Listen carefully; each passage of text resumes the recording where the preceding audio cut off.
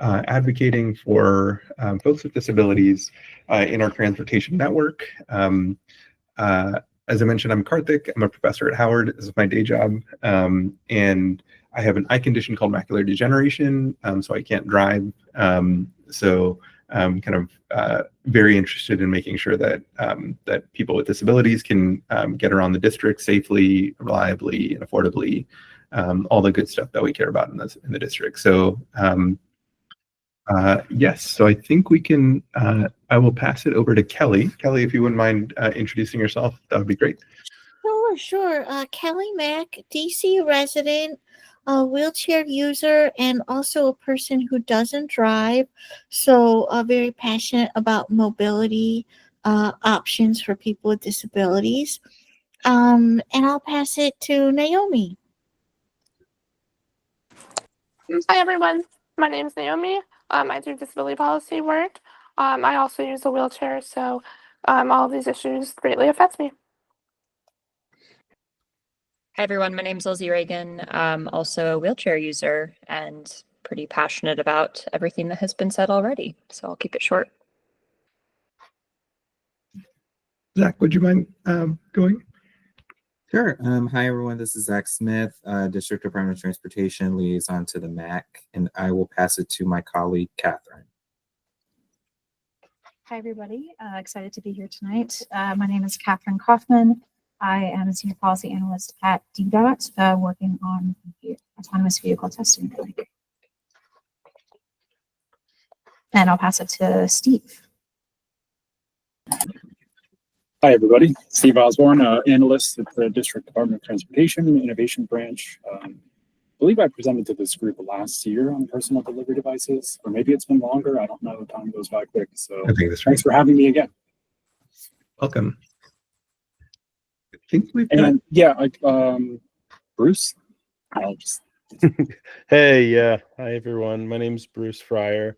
I'm joining today to discuss about some advocacy work in front of the council that we're doing, and yeah, on DC's auto insurance rates. Bruce, you're on the agenda. You are slated to go first, but we actually have the DDOT folks have a hard stop. Is there any chance that you can go second? Sure. Okay, perfect. That's great. I think we've just got Ashton is our last person.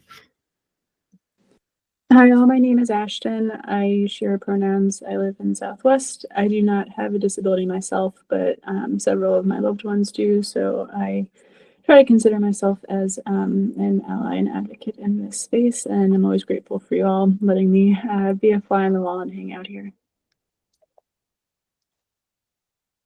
Perfect. Thanks, Ashton.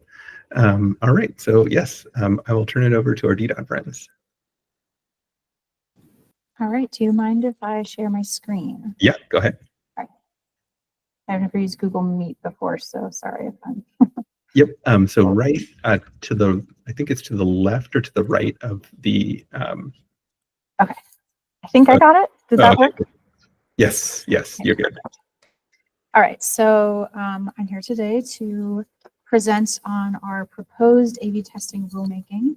And I'll do an abbreviated version of this, but I'll give you all the slides if you want to review them yourselves, just in the interest of your all's time. So I think a primary question that I suspect many people have is what the difference is between testing and then eventual deployment of autonomous vehicles. So right now we are in a testing framework. So our rulemaking is really aimed at testing. We don't anticipate, commercial operations at this point, and we think that's quite a long ways out. So we think the primary distinction that we're trying to make between testing and deployment is we're really trying to see how the technology works. So we're trying to see if the autonomous driving system, which is like the computer that drives the vehicle, is able to navigate DC's roadways and how it does so. So we're really focused on the technology side and less on the actual vehicle and the service models at this point. So we're designing a limited fleet requirements. So the initial fleet size will be capped at 10 vehicles. We anticipate that there could be potential use cases that we're not envisioning right now. And the vehicles probably aren't in their final forms that we might see in the deployment phase. So right now we are envisioning a situation where they could do passenger and goods service without a fare and only with 10 vehicles each. And it's really designed to test the technology, see if it can pull to the curb safely, see if it's going to double park, that kind of thing. So for deployment, which again, we don't anticipate happening soon, but we are working on the deployment recommendations report to give to the council because deployment will require council legislation for us to have the authority to give permits for that. And a consultant should be reaching out to you all shortly, if they haven't already, to get your expertise on people with disabilities to make sure that everything is inclusive. And we want to make sure that autonomous vehicles are a pathway and an opportunity instead of a hindrance for everybody. So this will require coordination with many agencies and external stakeholders. And Steve can talk more to the report if you all have specific questions about it.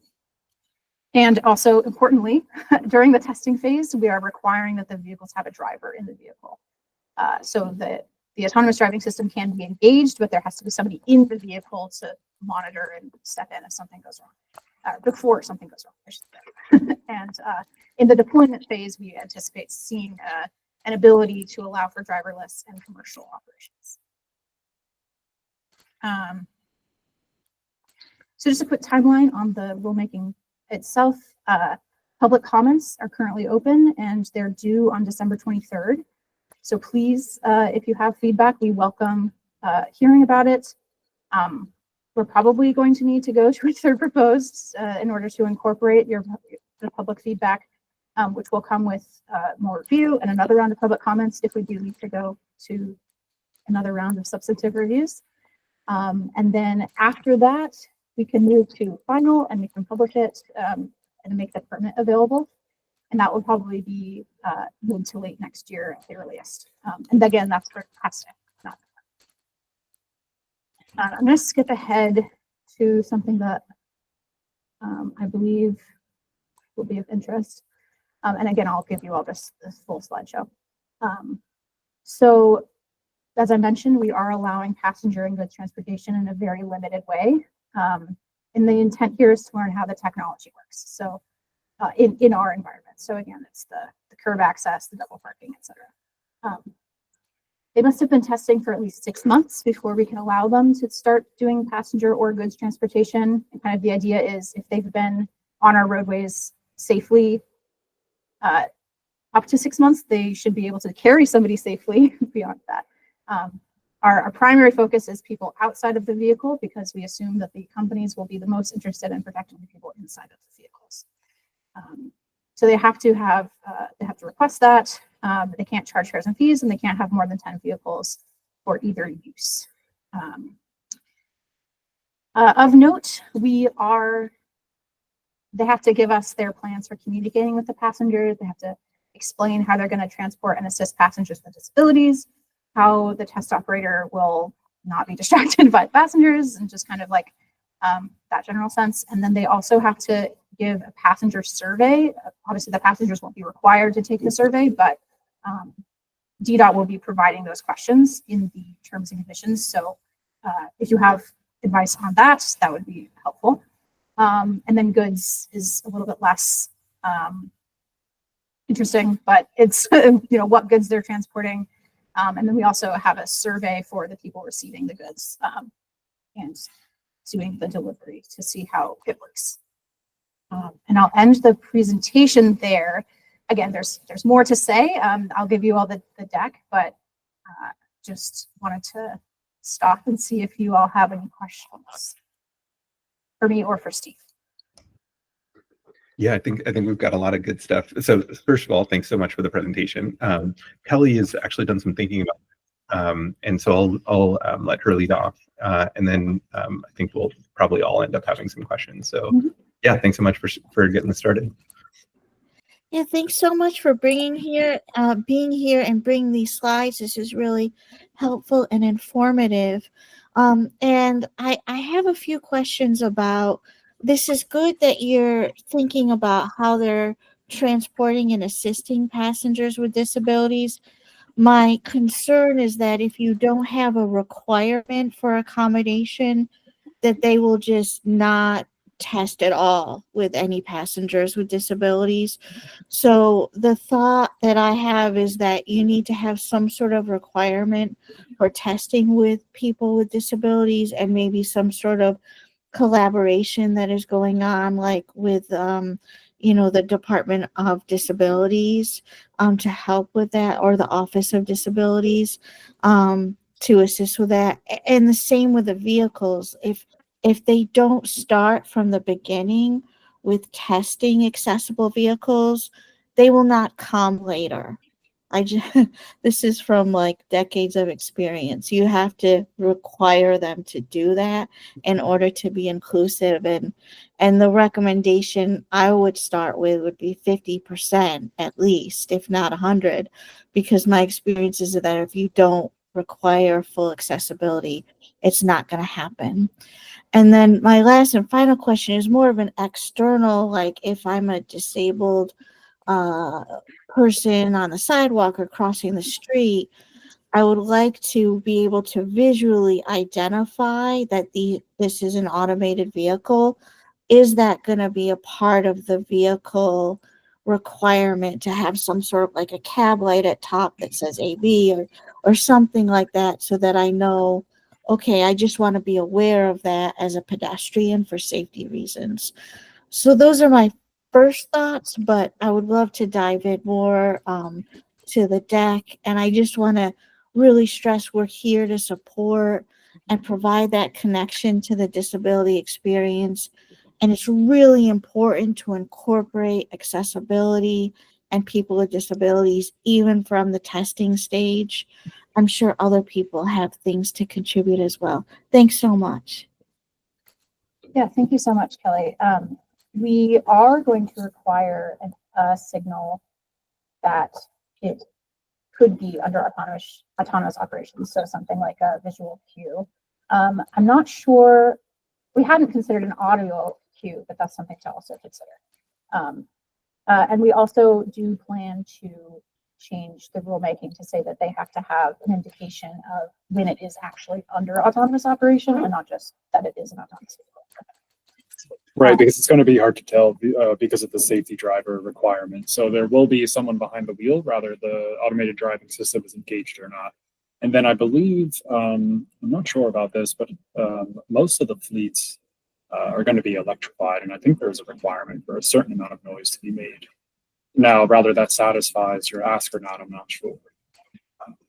Yeah, that would be something that's required federally, and that we can't really do a ton to require that kind of thing, but definitely they're using a vehicle that has its approval. It's going to have that sound that it makes, but it won't say like this is an autonomous vehicle or anything like that. But that's definitely something to think about, and we will comment along those lines. Another thing to think about is I do want to stress that these vehicles there's like unlimited use cases that we could be encountering with these. And so we were hesitant to require that the vehicles look a certain way just because, or be used for any particular purpose, just because we don't know exactly what we're going to be seeing in this testing frame.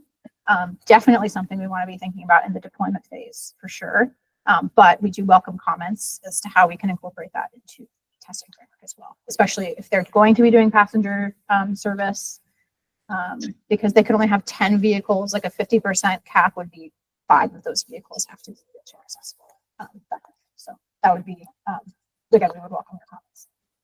And then I think just so folks are aware, there's room also with each permit that's issued, terms and conditions come with that, and there's room for us to add further specificity. So we could add a line in there saying, so many vehicles need to be accessible, more elegant with the map, but point being, it's beyond just what's written down in that regulatory document. There is a little bit of room for us to add some things in the permits, terms, and conditions. So it's something we're still working out there too.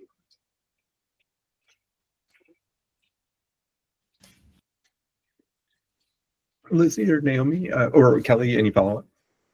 Yeah, a little bit. I am guessing you can tell me that there are companies that have approached DC with interest in this. And I think that even in meetings, there's a strong signal if you are bringing accessibility to them and setting that expectation. And I say this because my understanding is a lot of companies are not incorporating accessible vehicles into their AVs. And if DC is starting to say, hey, you need to think about this at meetings or conversations, I think that's a powerful, signal to them that they need to be planning for that.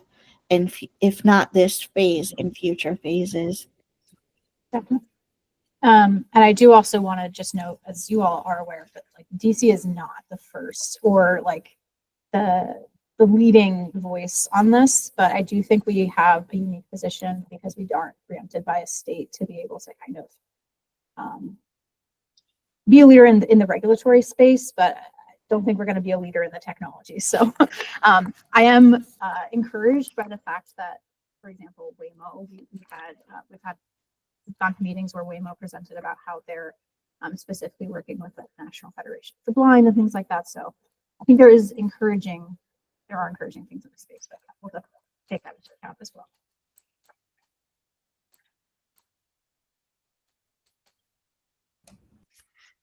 Lizzie or Kelly, any follow-up, or Lizzie or Naomi? I don't think I have anything. This looks solid. No, I think just echoing all of Kelly's great points. The degree to you can bring individuals with lived experience to the table to be representing the perspectives directly of individuals with accessibility needs, the more impactful it's going to be. It's obviously really meaningful that you're here listening to us today, but creating spaces where both the developers and the innovators and the companies are in the same room with individuals like our committee or others from the community, you're going to get a lot more traction, and it's going to end up in a much more inclusive space in the end. So I guess that's my last point to all of Kelly's good ones. And actually, given that kind of Kelly brought this up, I feel like, so Kelly, would you be open to being that liaison to this work and potentially being like if there is opportunity to have at least one voice in the room, I'd love for Kelly to be that person. I don't want to cut you off. I'm sorry. I just had a thought and it came out of it. Please continue. Kelly, I just totally feared you, but I just needed to make sure. I was just going to plug really quick. We have a sort of government and public. We have an AV working group, if folks are aware, and that's open to the public and industry and other government agencies, and that's kind of a great platform for folks to bring their concerns and thoughts and whatever it may be, anything related to AVs and DC. That's a really good platform. We hold it quarterly, and you'll see Catherine and myself and our program manager and many others there. So. I'd love to, and I think it's also just important to note, and then I'll turn it over to Ashton because she raised her hand, but it's also important to note that there's a variety of disability experiences, and they need to be thinking about, okay, not just this, but everyone. And not only that, but whatever they're doing for like an app or whatever, for the interaction, for the planning, also really must be accessible, probably under federal law too. So just wanting to like remind people of that, or the companies of that too, because sometimes it gets lost. Over to you, Ashton. Thanks, Kelly. And I don't, if Karthik, I know you're an actual member of this esteemed body, and so if you have other comments, I don't want to jump the line. Okay. So I I don't know if I want to admit this publicly, but I actually rode in I don't know if it was a Waymo or something like that. And also, sorry, I'm off camera. I'm making dinner and y'all don't need to see my ceiling in my kitchen.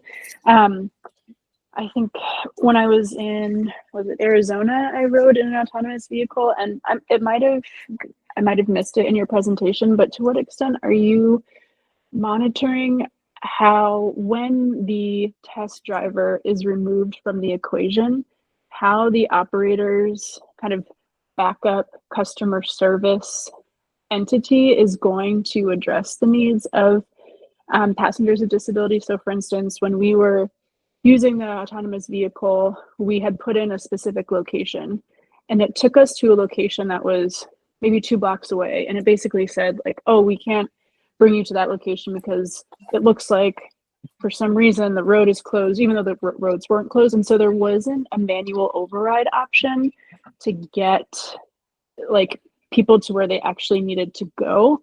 And while I understand that the test operator is going to be in the car during the trial phase, I'm curious how on the back end, like when you remove that driver, how you will address, when someone can't get to where they need to or want to go, or like how close they pull up to a curb, or some of these like very, I don't know, detailed or specific use cases or situations where you can't just have someone in the car who's able to correct them on the fly, if that makes sense. Yeah, that's a great point. That's a part of the reason that we're allowing them to have any passenger service during this phase, so that we can see how it works when people, when they have a stopping point. Are they going to stop exactly right there? Or are they going to pull over, out of a bus lane, for example? Or are they going to have like designated areas for people to get out? And that's a good question for us to ask in that passenger survey, is like, were you able to get out exactly where you wanted to get out? Like, did you have any difficulties communicating with the customer service? And again, there will be somebody in the vehicle at this point, so I don't know that that they would have those difficulties in the same way that they might if the test operator is not in the vehicle. But that's definitely something to think about, especially if in the deployment phase and I don't have test operator. We want to see how that will work. So that's a great one.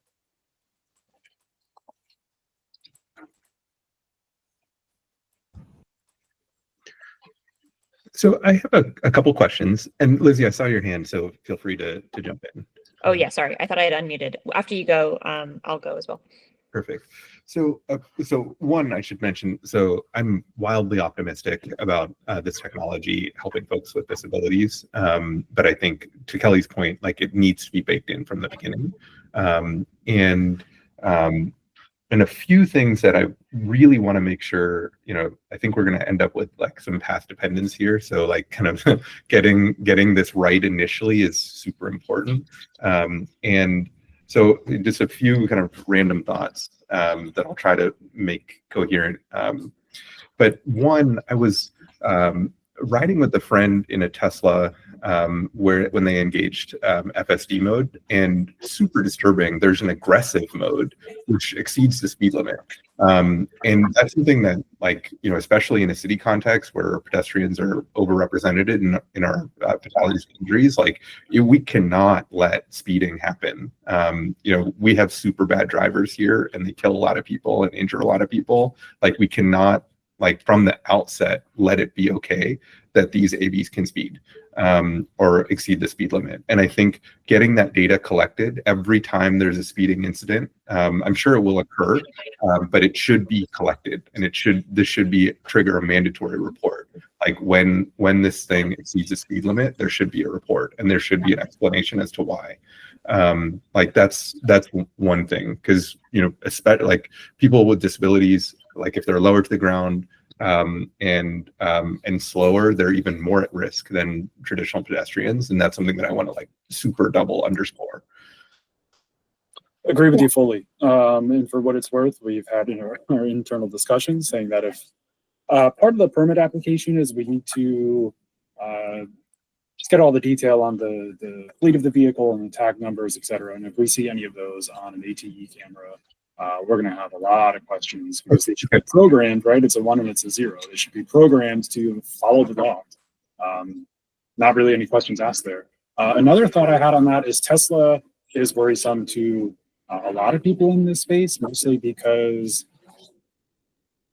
they aren't equipped with the necessary technology in order to properly perform tasks of an automated vehicle. They actually don't consider themselves, if anyone here is familiar with levels of autonomy, which is defined by the Society of Automotive Engineers, levels 0 through 5. We regulate levels 3, 4, and 5, which is made up of vehicles that have sort of the necessary hardware and intelligence to drive on themselves. And Tesla right now falls under the level 2 category, meaning that they would be unregulated. So it is something that's concerning, like they are in a gray space. So we understand that. Fully agree with you. Awesome. That's great. That's great. Two other things. Like one, like we've done a lot of fighting for bus lanes, given that they're by far the most accessible vehicle, and best for efficiency and sustainability. All of these good things. Want to kind of also underscore that they should not be operating. They shouldn't be operating in bus lanes. Yes. Yeah. Cool. Yeah, as part of our deployment report, we have like a large stakeholder group of cities, states, regional partners, et cetera. So we talked to WMATA, and that was a big concern of theirs as well. They were like, do not block our bus stops. So you're spot on. That's a concern that's on our radar too. So. I'll also add, the vehicles have to follow the rule of the road just by law. And we do also specifically say that in the permit. Just to cover all our bases. But yeah, absolutely, they should not be operating a bus lane. If they are wheelchair accessible, that's possibly a different story. They might be able to operate in bus lanes, but otherwise, no. Yep. Cool. And then the last point that I wanted to make, or ask actually a question, and I brought this up, I think I may have mentioned this with the sidewalk robots when Stephen, when you came last time, about is it potentially like in the non-deployment phase, the testing phase. I wonder if there's an opportunity to ask the operators to start collecting data around daylighting violations. We sent by email, and we're following up with a formal letter asking for a daylighting action plan. So basically, like kind of where there are places in the city that there are commonly cars that are parked up against too close to an intersection or too close to a crosswalk, and if they can just start generating that information as they go and map and take lots of images and do a lot of radar and lidar. I'm sure they're going to have like super detailed images, and if this is something that they'd be willing to do, just putting out a request, like this would be something that would be helpful to us, just so that we can like deduct and then see, okay, these are the places that we really need to concentrate on. Like there are two types of daylighting issues, like one where the sign is in the wrong place, and then two, the sign's in the right place, but people are still parking there. So yeah, just an opportunity, obviously, like if we can get it, given that they're going to be doing very detailed mapping, if we can get this data while they're doing the testing, that would be fantastic. Yeah, again, in full agreement. So I know in prior testing that happened, which kind of predates my time at DDOT, I know that when Ford was kind of dabbling in this space a little bit more with their Argo, I've heard a lot of anecdotes from my manager saying that it was kind of a bit of a quid pro quo. Like they would come in and drive, and through their mapping, they would let us know if traffic signals weren't working, or where roads needed restriping, or if a road was in particularly poor condition. So that sort of exchange is really nice. That's the dream there. Now, to the extent we can require them, we have a big set of reporting requirements.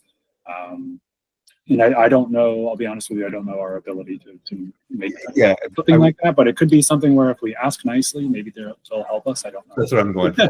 That's what I'm going for. If we can start collecting that data as a request, and just say like, hey, this would be like, this is a thing, you know, we'd love to work collaboratively with you. You don't have to do this, but this is something that we would, my guess is that this is something that they're interested in too, because Yes. they've got like their sight lines are super important. So like if these things are obstructing sight lines, like their worst nightmare is when they hit a pedestrian and then like, you know, then go the way of Cruise in San Francisco. So like that would be, my guess is that this is something that they would want to. So yeah, cool. Lizzie, I will turn it over to you. Yeah, was just wanted to go back to kind of the points Ashton was raising, and that is thinking about not just the experience in the vehicle itself, but also in the probably associated application. So presumably these vehicles are getting ordered on some sort of a mobile-based app or online. And I think there's obviously pretty well established best practices for that. So I'm not fundamentally too worried about like 508 compliance. What I am curious about and think that this requires some concerted attention is what are the parameters and adjustable variables that an individual with accessibility needs can modify in their request for a vehicle, right? So Ashton was sort of invoking this idea of like where someone gets dropped off. Well, an individual, you know, who uses a mobility device or who, sorry, Ashton, if I'm duplicating myself, but anyways, I guess maybe it's been said already, so. No, keep going, Lizzie. Okay. I was just going to say, I mean, I think, and this is back to Kelly's points, there really is a lot of diversity around disability, right? Like I use a manual chair and I, in many ways actually prefer, this is, I know niche, but I prefer to use to travel in a regular taxi versus a wheelchair accessible taxi for safety reasons, because I like to get out of my chair because it doesn't have a big backrest. So if I were to be in an accident, in a wheelchair, in my wheelchair in a vehicle, I would probably break my back again. Versus if I can get out of my wheelchair and just get in the back seat, then I take my wheelchair apart piece by piece and I drag it into the car with me. Or I have the taxi driver throw it in the trunk, right? That's pretty nuanced, right? Like if I'm calling an autonomous vehicle, I'm going to want to be able to like let it know it needs to give me more time, right? And that I might need it in a very specific place so that I can get not only in but get my wheelchair in, right? So I think this just goes back to like you could have the most creative designer, but if they're not actually considering the use cases from start to finish of the entire interaction, that there will be really big misses. So, okay, sorry. I guess I said to Kelly things that you said. Back to you, Kartik.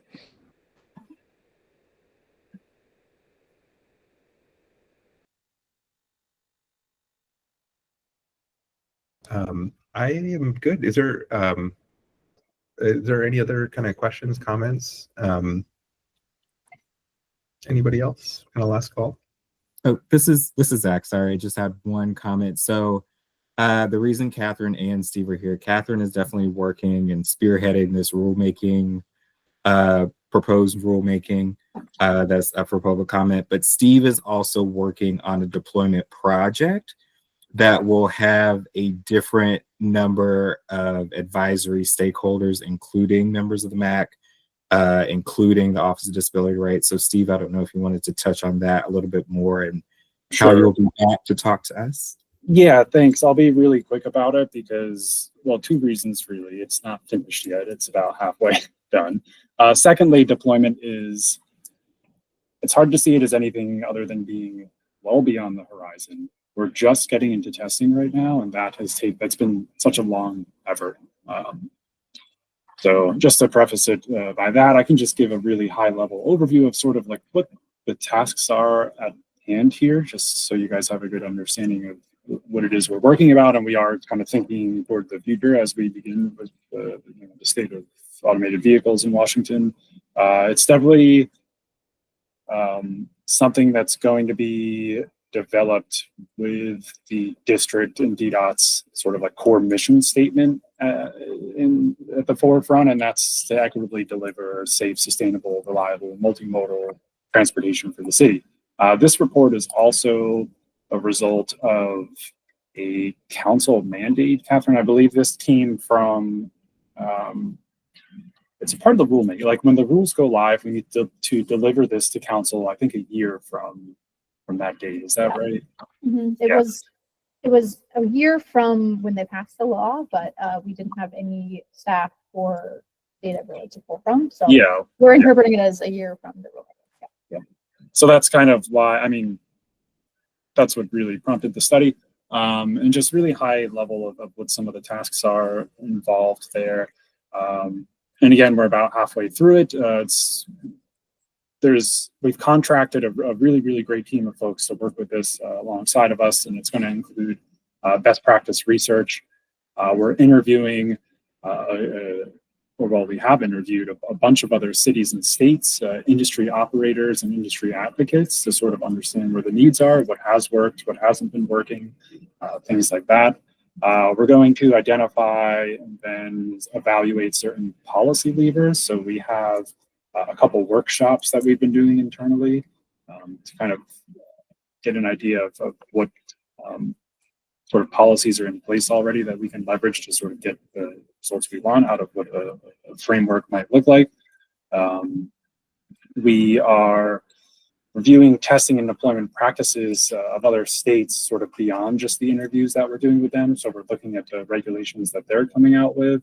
And then we're also, once testing goes live, we know that some folks we anticipate at least some industry will apply for a permit and want to be testing in DC. We recognize that we're a pretty attractive market for a lot of reasons. One, just as viable rideshare.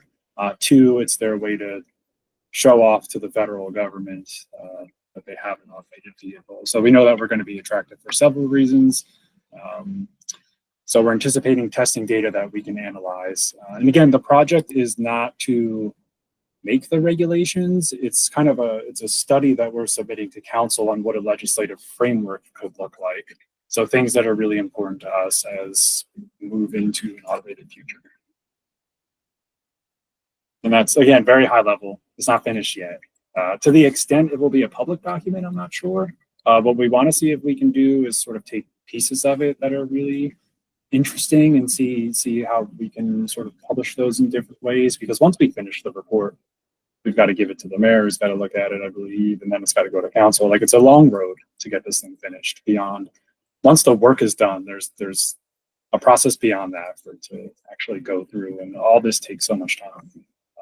So we want to see if there's pieces of it that we can kind of publish once the actual work is done. Like, to what extent can we sort of give interesting findings that we've gotten from other cities and states? People would, I think, want to read that. It's good stuff. So that's a little bit about the project that we're working on. I think we're hoping to have it completed by late spring, summer. And again, that's just the work portion of it. In terms of completing all the tasks that are in the scope, there's much beyond that needs to be done to get it finalized and actually get it to council's desk. So. And am I right, Steve, that the contractor or the consultant will be reaching out specifically to the MAC, the PAC, and the PAC to try to get feedback on and expertise on what you offer? Yeah, so you folks should be hearing from them at some point.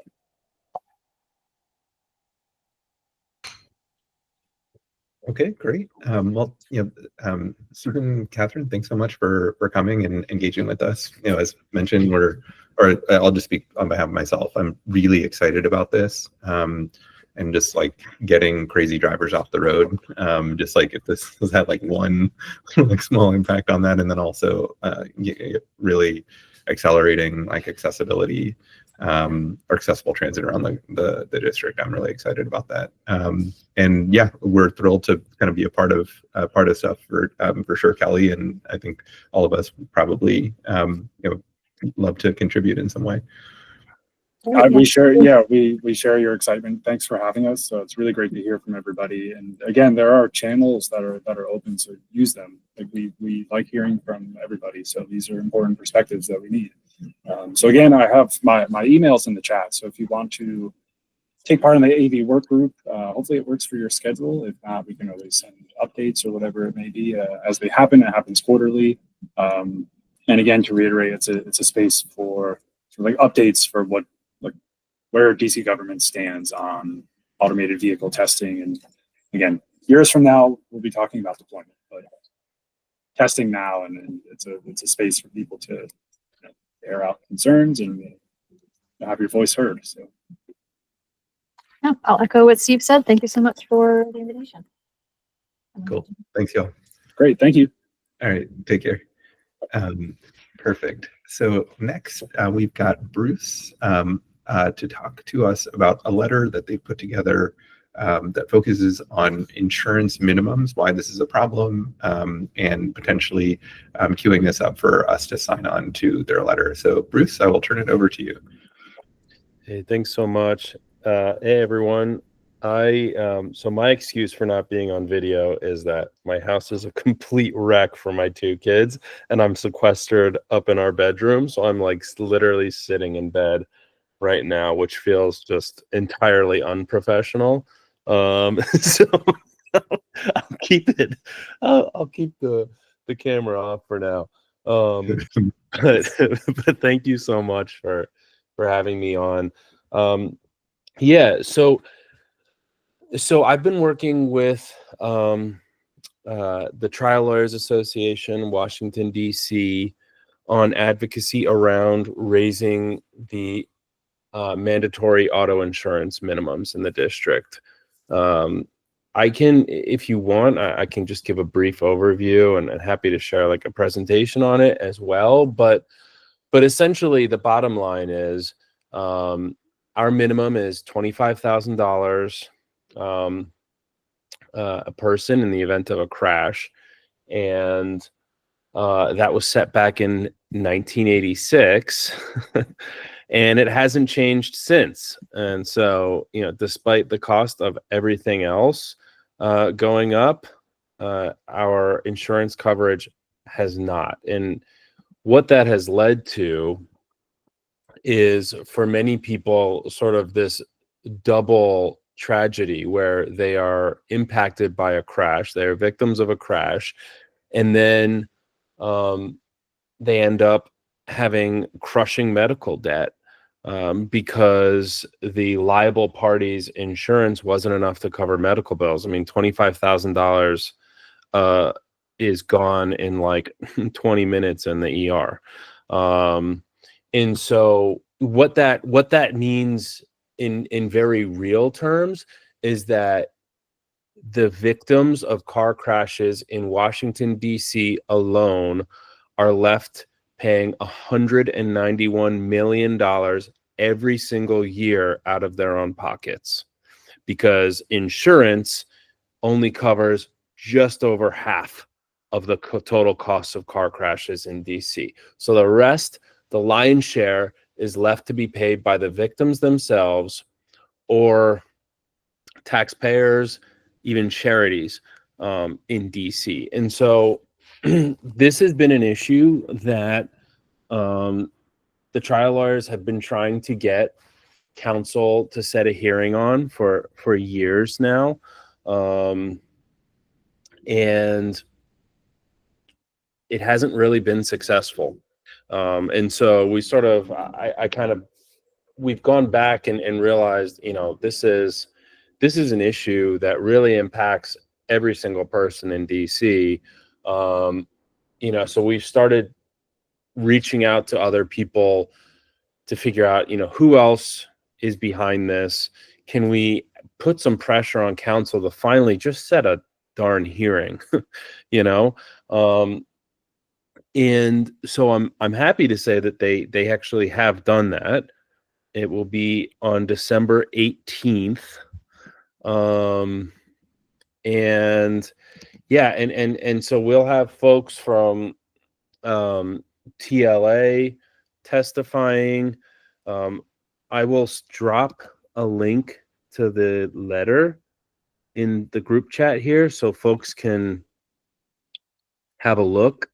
But you'll see we've got a number of partners in this coalition: Mothers Against Drunk Driving, DC Families for Safe Streets, the Pedestrian Advisory Council, WABA, Institute for Safer Trucking, Truck Safety Coalition.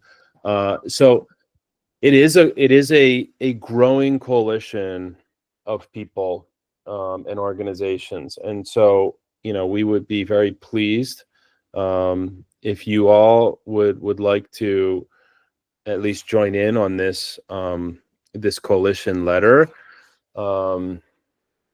We think it's a really, it's like, it's crazy to me that when this was set, the average car cost like $8,000. And even just in plain speak, like $25,000 in medical costs back in 1986 are equivalent to over 70,000 today.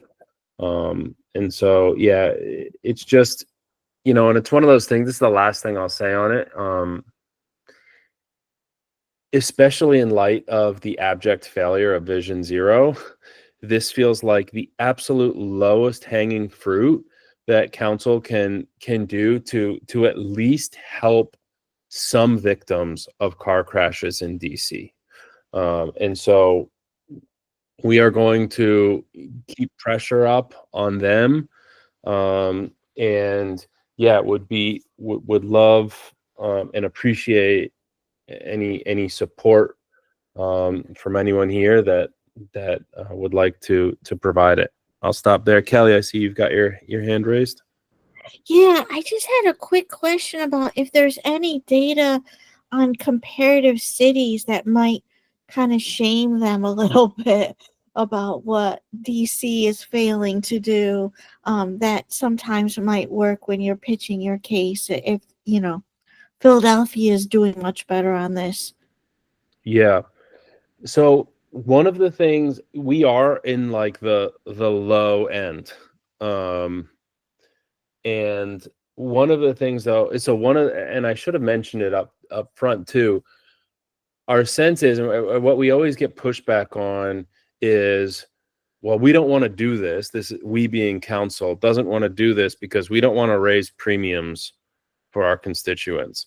And so, I mean, there's a study from the National Association of Insurance Commissioners that showed that actually after increasing minimums, there was actually a lower increase in insurance costs compared to the country as a whole. But look, it's one of those things too, where I think you can probably pick and choose data on both sides. And what's really clear is that there are if there are increases, it won't be significant. And there are really way too many variables here to say, to know for sure. But what we do know is that in the meantime, failure to do anything about this really is costing, again, $191 million on victims in the District of Columbia every single year. Yeah. I'm 100% in support of this. And, for me, I'd love to see this number even higher. And also some way to crack down on people who drive around without insurance, that are basically operating guns without, this is super dangerous. And we really need to make sure that people treat driving like the dangerous activity that it is. So yeah, I'm 100% in support. But Ashton? Thanks. I think I saw a version of this letter at some point circulating in one of the spaces that I frequent, but I just had a thought that came to mind.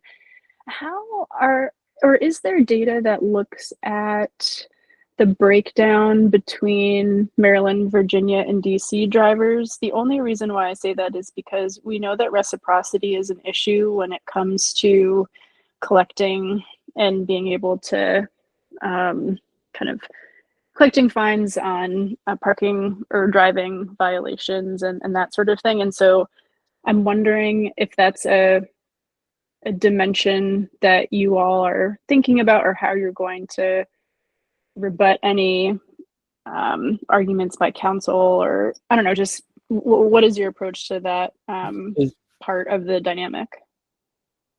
Yeah, can you just help me? I want to make sure that I'm understanding. Like what would be the rebuttal?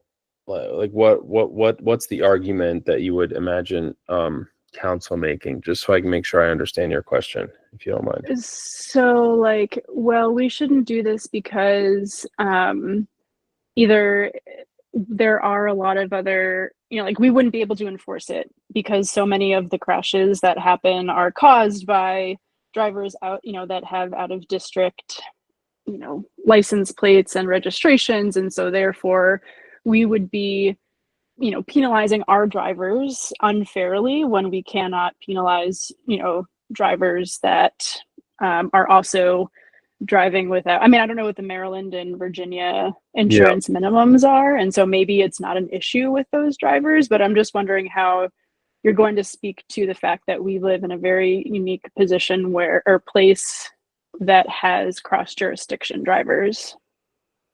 Yep. Yeah. So a couple of things. That's a great point. And honestly, I haven't thought through that argument myself. I mean, part of me, my gut reaction is like, just because you can't help everyone doesn't mean you shouldn't help some.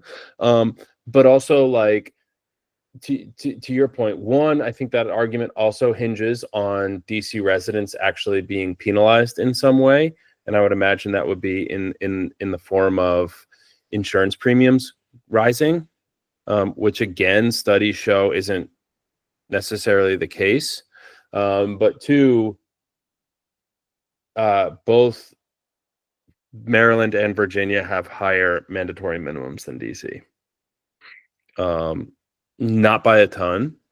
I think for Maryland just raised theirs recently, but only to like $35,000.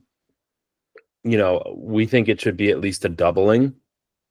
But yeah, so we sort of like, I mean, genuinely kind of, we try to avoid talking about like Maryland and Virginia because they're not the greatest examples at the end of the day. And we think we should be doing a lot more. So, but that's sort of, yeah, I guess those would be the two ways that I would answer that is one, they do have higher minimums than we do. Two, the argument hinges on DC drivers being penalized in the form of higher insurance premiums, which the data just doesn't back up.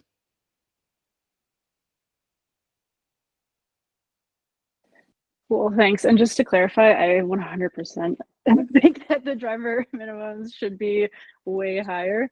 I just have a sense that some of the council members, are going to be creative with potentially how they approach this and the reasons they come up for not supporting it. And it might even just be helpful to show, like, just so that what they could come back with, like how many crashes are caused by out-of-state drivers versus DC drivers, and what the kind of proportionate costs are between those. 100%. Full agreement. And I for sure there will be some council members that try to come up with everything as an excuse not to do this. We also are very aware that it's happening. Like, it's going to have to get continued when they come back in January. So like, there's going to have to be some, what we're really hoping is that this isn't just like a throw them in at the end of the year and then we can forget about it. So we really are trying to be active in the like interregnum between December 18th and when they come back into session in January. But yeah, no, thank you so much, Ashton. That's a really good question and definitely something that we should be thinking about more. So thank you. Cool. Are there any other questions from MAC members or other folks? So then, in that case, I would love for us to sign on to this. So I'll queue up a motion. I'll motion for us to sign on to this letter asking DC to enforce a higher insurance minimum. Is there a second? I'll second. Perfect. So we've got the motion on the table. So yeah, I think we can go ahead and call a vote. So all in favor? Aye. Aye. Aye. Aye. Perfect. Great. Great. So Bruce, we're officially signed on. Thanks so much for your for coming on here. I think you'll find us a friend to many causes. So hopefully this isn't our last interaction. We, as I mentioned when we talked individually, like we're really interested in making DC a safer city for everybody to get around. And the more we can, and I think this is one small lever, one small step that we can take, but we'd love to take more aggressive steps. Yeah, amazing. Well, thank you all so much. And I am not, and I don't work for the trial lawyers, but I do feel very confident in when I say that they are absolutely also excited to keep a relationship going, and to figure out ways that we can work together and partner together on other legislation that affects our health, safety, and wellness here in DC. So yeah, thank you all so much. And yeah, we definitely won't be a stranger, and I look forward to the next battle we can wage together. If helpful, I'm also I put together a media kit for allies to make digital advocacy super simple.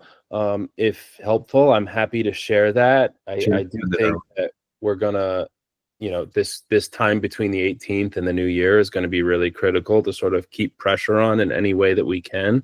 So if you're open to seeing that, I'll send it to you. And if anyone in their personal capacity or as an organization wants to get behind some of the social media effort as well, that is welcomed and appreciated. Cool. Excellent. Thanks so much. Awesome. All right. Thank you all. Yep. Thanks, Bruce. Have a great rest of the meeting. If you don't mind, I'm gonna pop to feed my kids. Yeah. Thanks for coming and presenting. All right. Great. Thanks, everyone. Yep. Thanks, Bruce. Bye-bye. All right. Shifting gears. So we're now at 6:30. So I've got a few other things on the agenda. We were going to talk a little bit about the equity assessment, or actually before we kick into that, I think I should mention. So Naomi, you asked if we have sent the letter to the relevant letter that we passed last time. The answer is no. I'm sorry. We're still short-staffed. So if folks know of an admin assistant, could definitely use that. There is a link in the email that I sent. So if folks can look around and kind of send this out to folks that you think might be interested, we could definitely use that. We're short-staffed both on a member's perspective and also we don't have an admin assistant. So I am hoping to get that letter out though before I'm leaving town on Monday, but I'm hoping to get that letter out and also print out. We still haven't heard back from DDOT on our daylighting letter, so I'm going to send those physical copies out too. So yes, sorry, Naomi, is on me.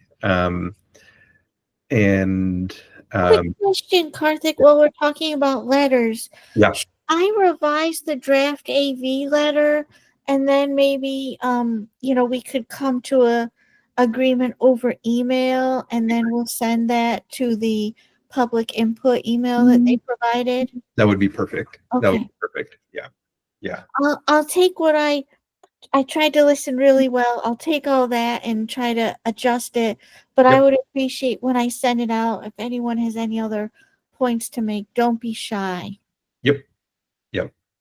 Yes, absolutely. I think we can definitely do this by email. So, yeah, if you can take another shot and then just send it out for comments, we'll make one more last comment. And then Kelly, if you can lock it down and send it on, that would be awesome. Perfect. Cool. Then, yes, shifting gears into equity assessment. So, Zach, could you just give us an overview on the equity assessment process?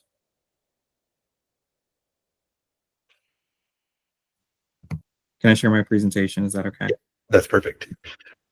Let's see, I too have never. So if you go to the middle of the screen, there are a whole set of icons. Oh, there you go. Yes. Okay, are you seeing it? Is there? Yes. Okay, perfect. So yeah, my presentation is on the equity assessment tool that we use internally during our budget formulation process. So on the screen now is DDOT's equity statement. There's no need to read the whole thing in its entirety, but it really is sort of the guiding star for the equity assessment tool and why we have it. So back in 2020, when the Sorry to interrupt. Can you hit F5 by chance? Yeah. Oh, that didn't work. Basically just trying to get that to maximize. Oh, sorry. I can't see you anymore either. Basically, I think if you just say slideshow, maybe it's slideshow on the top bar and then present, something like present now. It should be on the top. So, let's see. Okay.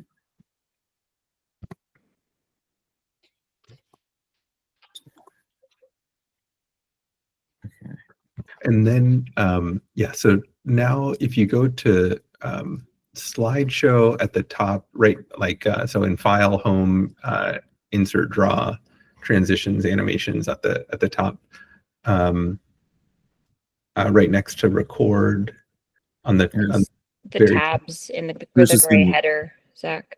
Or yeah, just hit that and it should go. Yeah. Let's see.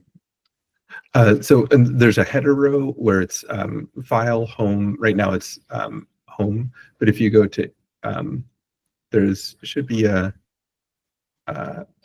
so there's a header row.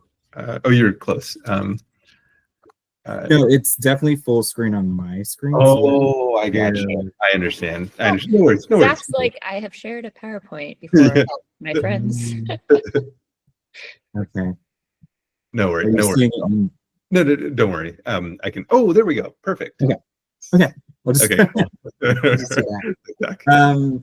So where was I? Like I was saying, MAACDC is what prompted the agency to develop an equity statement that you see on the screen, where we mention how our commitment to equity, especially in all of our policies, planning, community engagement, and project delivery.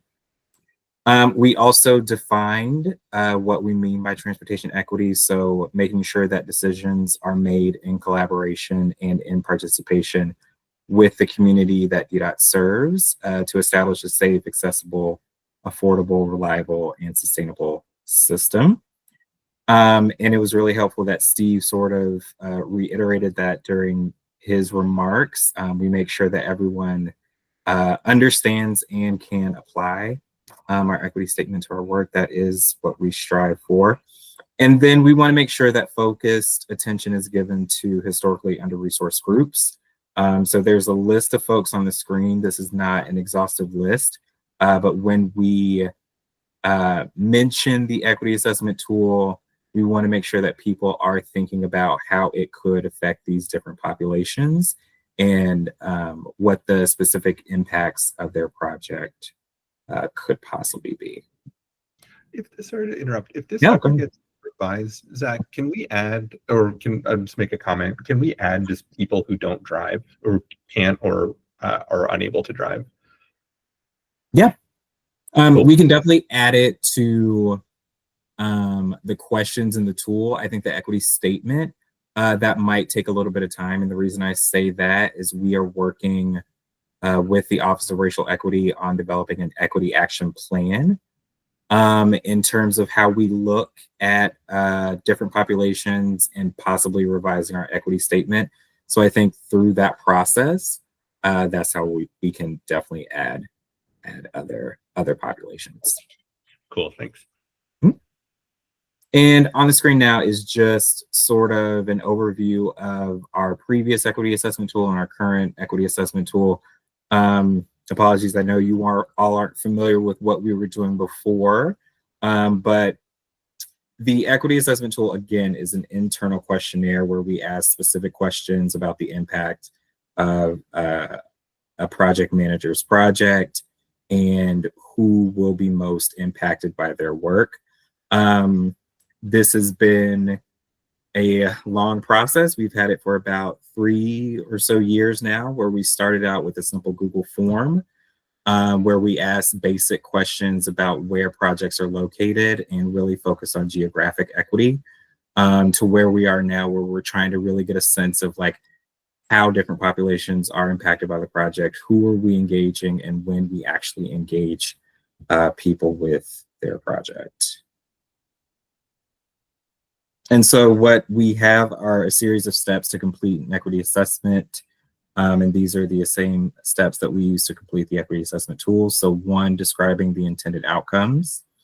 Identify the need in which historically under-resourced groups may be most impacted. How are we expanding meaningful internal, external engagement? How are we measuring the benefits and burdens of the project? And then how will folks evaluate and remain accountable once the project is done, or if it moves from, let's say, the planning phase to the design and construction phases. And then we also have incorporated the MAACDC map into the tool. And so that is on the right side of the screen, where we've identified populations that have the greatest transportation needs. And so MAACDC really focuses on proximity to frequent transit, proximity to a high injury network or corridor, and then it also focuses on different segments of the population that are included in the equity assessment. We've gone a little bit further in terms of our internal system to make sure that the map includes demographic data.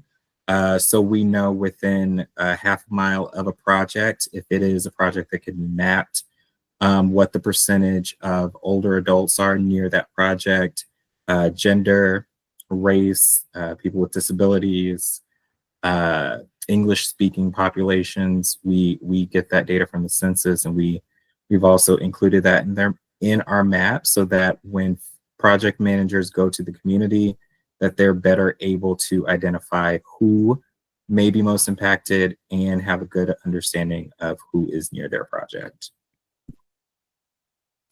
And then this is just a sample of the types of questions that we ask. So measuring both the benefits and the burdens of a project. Will the project improve roadway safety? It's a yes or no. Describe any of those potential improvements. Measuring the burdens, are there any potential adverse safety impacts on a historically under-resourced group, depending on the project, and then describe those potentially adverse safety impacts. And so we also give some examples of what we mean in terms of improvements, whether they're pedestrian treatments, any adjustments to traffic signal timing, bicycle facilities, turn restrictions, ATE cameras, traffic calming measures. We just really want to get a sense of what folks are doing and why they're doing it, and then how are they going to explain to the community what they're doing. And then so with MAACDC, the #1 goal was to make sure that our projects are equitable and that the projects are given a score, an equity score. And so the equity assessment tool, based on the responses to the to the questions, there is a range that it produces and whether or not the project is equitable, neutral, not equitable. And because we're measuring all of the projects or all of the budget requests that people submit, the range is a little bit negligible in terms of like what's equitable, what's neutral. It really takes time to sort of dig into the project to make sure the project managers are actually responding to the tool. And what our main focus is, we understand that there are certain projects that just need to move forward in some sense, whether it's been on our transportation improvement plan for a long time or it actually has funding. We really want to make sure that folks are, one, engaging with the community as they're developing the project, as the project moves forward, and that if there are any sort of impacts that we can mitigate, we want to make sure that we get those up front as well. And just in terms of the selection process, so again, the equity score is not the only metric that we use to move a project forward. We look at the equity score, MAACDC, the historical performance spending data, the budget submission, and then it goes to the chiefs, the director, the executive office of the mayor actually has their own racial equity budgeting tool that they also use to determine whether or not projects move forward. And then of course it goes to council as well.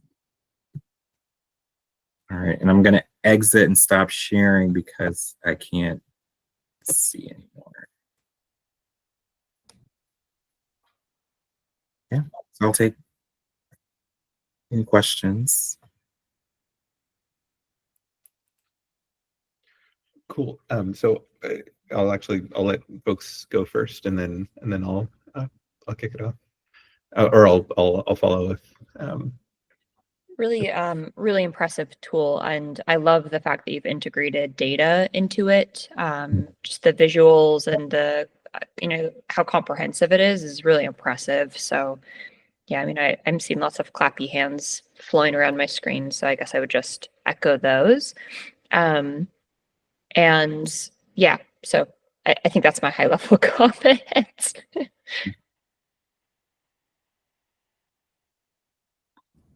Naomi or Kelly? Yeah, I mean, I'll underscore too. I mean, I think the thing it seems really cool. My worry is that it's just not like like there are a lot of ways that it feels like people can ignore this, like.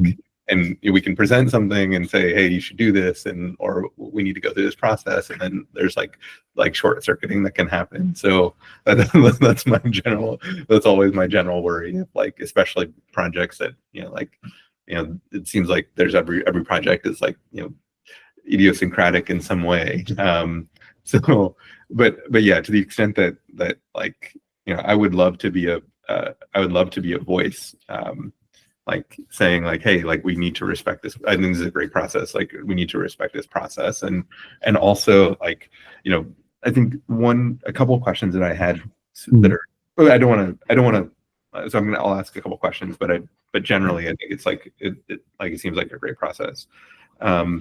One, like, are there pollution impacts? Like is that something that comes up? At times, just because there is, we have our environmental team, and they really focus on environmental justice for certain categories of projects. Right. We are in conversations with them on how to integrate equity into their processes. I know we are part of the Sustainability 2.0 plan that the Department of Energy and Environment has put together. Yep. And we would really get some of our data from them in terms of how projects are impacting pollution within the district. Yeah. So that is something, yes, that is something we're looking at. If you have any suggestions on how to sort of tie that in, I'm all ears. Yeah. I would love, so I think there is that 75% non-car use target that from Sustainability DC. And I would love for like the project managers as part of, if there's another iteration of this, like to be able to address like how is this project getting us closer to that goal of 50% public transit, 25% non-car, 25% walk bike roll, and then 25% single occupancy car or car use. So I'd love for that to be like an explicit question in here if we can. So that is an explicit question, only because, well, not only because we work with the Mayor's Office of Racial Equity to develop, to also incorporate the concerns that they have. So transit is definitely a key concern of theirs. Yeah. But as we move forward, like that's definitely something we could sort of reiterate more. But I think once we develop our equity action plan too with them, I think a lot of these sort of things will continue to pop up again. It's a good one. Cool. And then the other thing is just going back to the pollution, like, we have those, so that map I think is awesome. Like if there's additional pollution that's a particular project is going to put out into these areas, like that I think should be like somewhere that's like, okay, this is a super red flag. Like if you're polluting the places that are already screwed, like we should really like not do that. Or like there just needs to be additional scrutiny on anything that will create additional pollution in like in places that are already disadvantaged. Yeah. And yeah, so that's why I wanted to mention pollution. And then the last thing is to like, I feel like, is there any sort of like benchmark where it's like, okay, and actually the number, and I know this is imperfect, but like the dollars, so like you could have a small project that's quote unquote equitable, and then a very large project that's quote unquote not equitable that's going through. And like, what I don't want to see is like, okay, it's like, oh, we did this equitable project, and it's like, it's, a tiny, like it's, potentially like, making a small improvement in this one area versus doing this like really bad thing. That when we spend a lot of money on this bad thing or even a neutral thing, like, is there anything that we like, do we control for that in some way? That's a good question, because I'll say this, the tool is used right now for every single project. Kind of before we look at the numbers, but to get to your point about the major projects, there are some that sort of will be funded regardless of the tool. I think what needs to happen is not only engaging with the tool during this one step, but looking at it throughout the life of the project. And that's sort of where we would like to go next, to make sure that those concerns are sort of realized when we're planning, when we're designing, and making sure that they're in concert with the community, I think is really the key piece of the next iteration of this tool. I wonder if it's, I don't know if this is feasible, but I wonder if it's like, okay, this is where the equity score started when this was first proposed, like, okay, it has an equity score of 10. And then like, as it's going further in the process, like you can, like the project manager ideally is bragging like, okay, we started at a 10 and now we're at a 16 or whatever. Like, I think that might be good. Like, because that, like, try to get reporting along the way and like try to push them to get this score up, something like that. Oh yeah, for sure. I think it's just, we would definitely love that. I think just in practice, as the projects move throughout and get funded at different times of the year and maybe changes hands from team to team, we're trying to get into the mix, so to speak, of when it goes from maybe the planning team to the design and the engineering team, to make sure that everything is still in sync with what was said previously. If that makes any sense. We're still definitely working that out and still trying to make sure that, again, if we've told the community we're doing one thing, making sure that they continue to do it. Cool. Lakeisha, I think you've got your hand up. Yes, I just wanted to just go to one point. You asked about the pollution. So part of the process, every project is required to submit a environmental impact, and that is approved through the environmental team. So that is required for every year. So the process, in addition to the equity assessment, there are still additional steps that occur that tie into like the pollution aspect and making sure that every year, each option year of a project is exercised, they're doing that review and check. So, and the other part of it is, so that part is being factored in regards to Zach's point, with this public engagement piece that we're doing, that's going to really have the conversation where we're going to be comparing the prior year's assessment and analysis to see if the score increases for equity.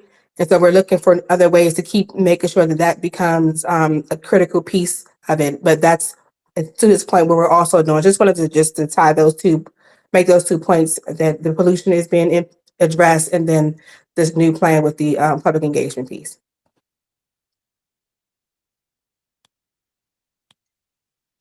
Great, thanks, Lakeisha. Kelly?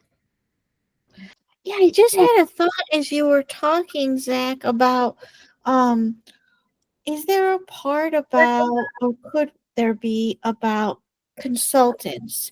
Because I was thinking, Stephen talked about bringing in consultants to work on the AV. If the consultants could be representing or bringing in these equity pieces as well, either in who they hire or who they work with, that could really help projects with this equity piece as well. I think that's a really good point in terms of, so that's 2 points, 2 thoughts that I have. One, in terms of contracting and who we're hiring to actually build the project. I think that's a really good point in making sure that they understand what equity is, that they are trained on sort of our principles, and then like the actual laws in terms of how we build things and making sure that we adhere to the safe accommodations. Like that is definitely something that Lakeisha and I are constantly mulling over, just because we do house the ADA, we do house Title VI, we do house equal employment, and how we get those groups on board. Where I thought you were going is sort of consultants from residents. And I was going to say that a lot of our larger projects have the citizens advisory councils that are attached to them. And we are working with our community engagement team to make sure that those people aren't just ANC commissioners, or people who really represent those different populations that I talked about before. I think it's almost like you are recruiting for the MAAC. It's hard to get the word out that like, hey, we would love for you to spend a lot more time digging in deep into these projects, to really take the time. And that's definitely something we're trying to get a list of folks who are advocates in that sense, and who have the time to get on some of those advisory councils where they do have a lot more say in terms of project and what actually will get built. It's been a little bit challenging to find people who have that amount of time to give up, because we can't pay right now. But yeah. Thanks. And then just kind of piggybacking off of Kelly's point too, and this is probably fraught with politics, but doing some sort of equity scoring on contractors would be something that would be great in the future. Just, I read an article about Fort Myer, dumping toxic waste into the Anacostia, and it's just like, okay, well, obviously that's like negative. They should be like super docked on negative on equity score front, and we shouldn't do that. Should should be penalizing them in some way for that, and possibly giving contractors bonus points if their consultants are representing have deep experience and possibly even personal experience in wheelchairs, or coming from certain communities, or just like these are the people that we want to be advising and on our projects. And if we're going to pay consultants to do the design work or even do the construction work, we want those are the types of people that we want to be paying. So I know that just to the extent that we can, that I just wanted to throw that out there as a possibility. Yes. No, that's a really good point. I will say with our contracting process, it goes through the district, so to speak. So that's sort of the one hiccup, is that we don't have full control over it. But like I said, the Office of Racial Equity, the Office of Disability Rights, the Office of Human Rights, that's something we've elevated to them as well in terms of contracting, not just for DDOT, but for contracts throughout district contracts. Cool. Cool. Anybody else on the equity assessment? Okay, great. Thanks so much, Zach. Really appreciate you sharing some info on that. So we have 3 minutes. Wanted to just kind of open up general discussion on next steps. I wanted to, again, flag 2 things. So admin assistant, and then also I reached out to, I don't know if any of you know Rob Dooling, but he used to be on the MAC. I can't get him back on because he's traveling. I think he's going to live abroad, but he is deaf and also was previously on the MAC, and I was trying to get him back on. But if you know of folks, please send the it's actually in the agenda link. If you click on the agenda link, there's both a JD for the admin assistant, and then also the link to apply for the MAC. So please send those on if you can. But otherwise, kind of big picture, anything else that folks wanted to discuss before we reconvene in January?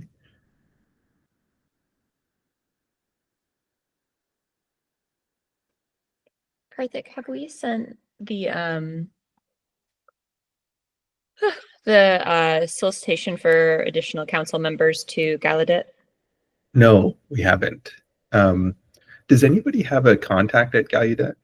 I think I do. I will follow up on that. Perfect. Cool. That would be awesome. Okay, cool. Well, if there's no other, last call, anybody else? Questions, thoughts? All right, so let us adjourn for today. We will reconvene on January 8th, which is the second Wednesday at 5:30 p.m. For our first MAC meeting of 2025. And other than that, I hope everybody has a wonderful holiday break and Happy New Year in advance. Happy holidays. Happy holidays. Thank you. Happy holidays. Have a good one, everyone. Thanks, everyone.